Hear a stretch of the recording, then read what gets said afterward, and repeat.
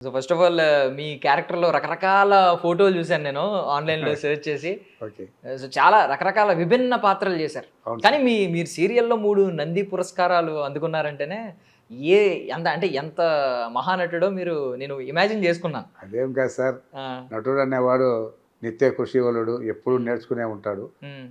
అది మంచి మంచి క్యారెక్టర్లు ఉన్నాయి. డైరెక్టర్లు నన్ను నమ్మి మంచి క్యారెక్టర్లు ఇచ్చారు. హ్మ్. ఆ క్యారెక్టర్‌లో కృషి చేశాను. వాళ్ళు చెప్పినట్లు విన్నాను. కాబట్టే హ్మ్.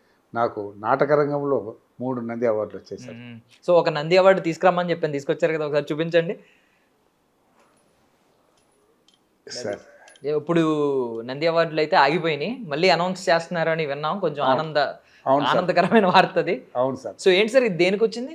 ఏ నాటకానికొచ్చింది? అంటే నాటకానికంటే నేను నంది నాటక పోటీలకు హ్మ్. ప్రాథమిక జడ్జిగా వెళ్ళాను. హ్మ్. స్క్రూటినీ జడ్జిగా వెళ్ళాను. హ్మ్.